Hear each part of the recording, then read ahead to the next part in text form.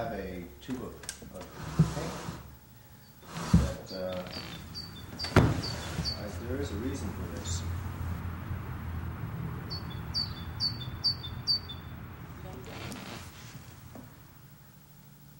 Well, thank you very much.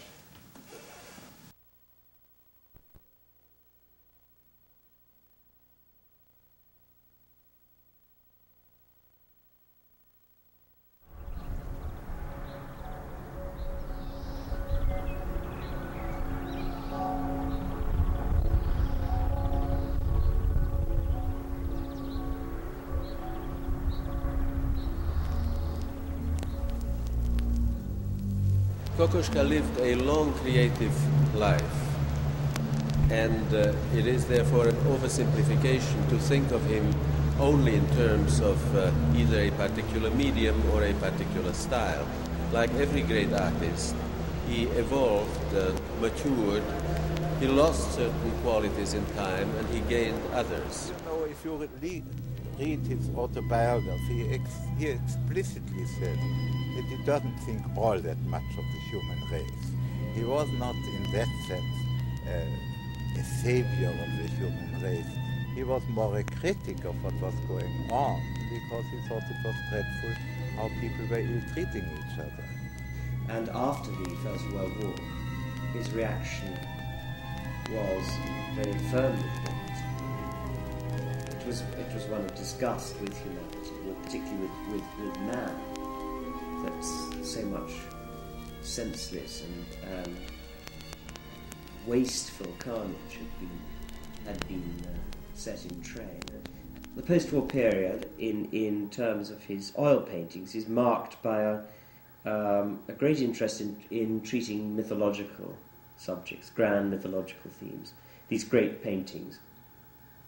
He began to feel a great affinity with antiquity, with ancient Greece and Rome.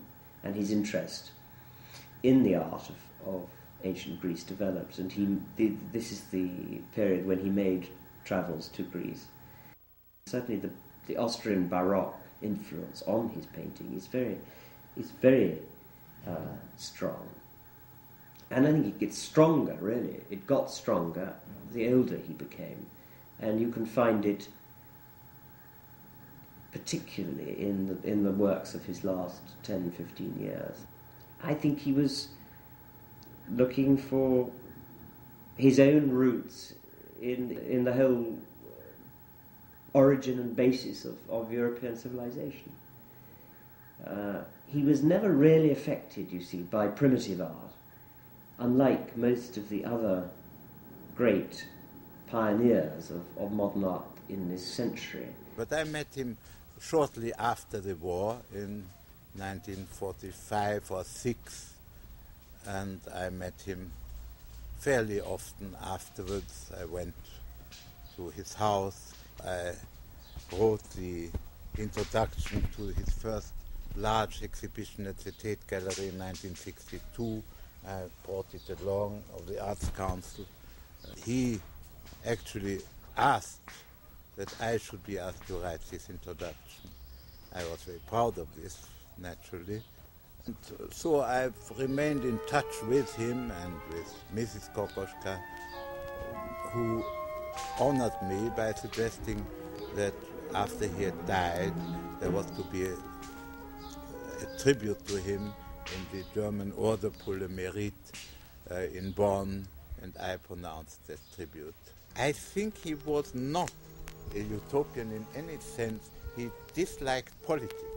He disliked also socialism, left-wing politics. All the blueprints for a better society he considered as invalid as previous ones. He wanted only direct, immediate human relationships. If you like, though the word is not really quite appropriate, he was something of an anarchist. He didn't want people to be dragooned or regulated in any way. He thought that immediacy of feeling, spontaneity, this was what matters and what was in danger through modern life.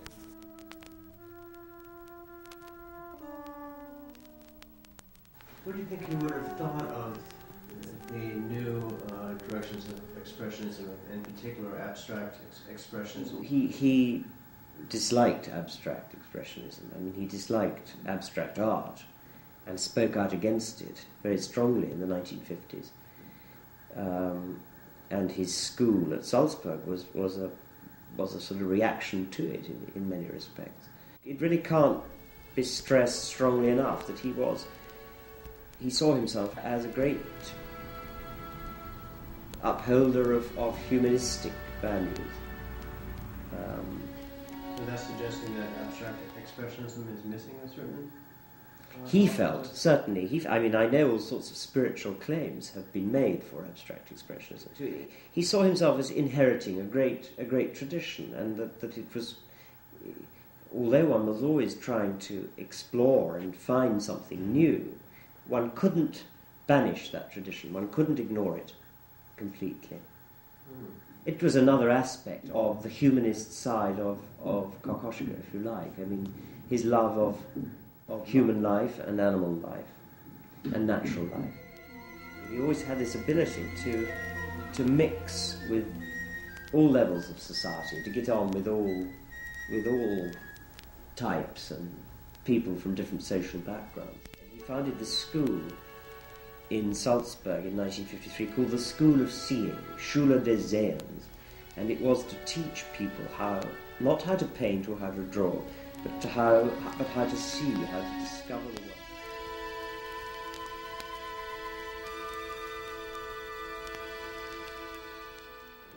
It was also the surroundings, of course. We were in this medieval fortress there with the walls 3 to 4 inches thick, and I remember very clearly the day we were hanging out on these windows on the 2nd or 3rd floor, and the word went round, the master is approaching, the master is coming. And he came in a sort of very springy trot up that slope, a little girl with bouquet, and he was in a very well-cut light blue summer suit, and he jumped up the stairs, and there he was.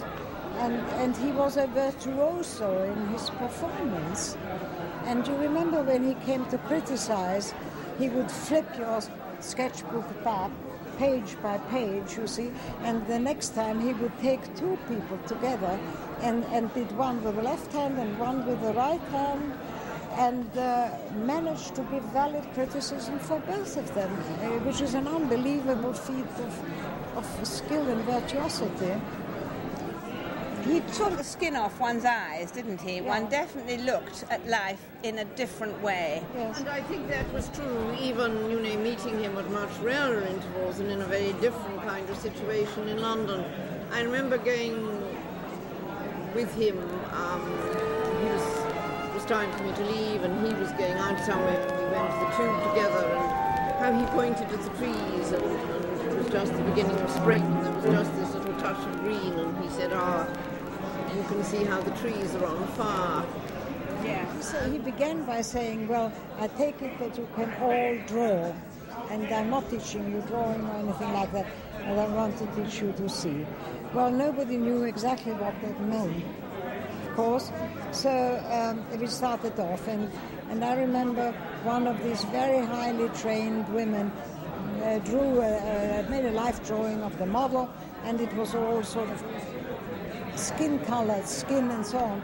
And Kokoschka came and said, I don't want to see the picture of a naked lady. We all knew what a naked lady looks like. We want to see what colors and so on.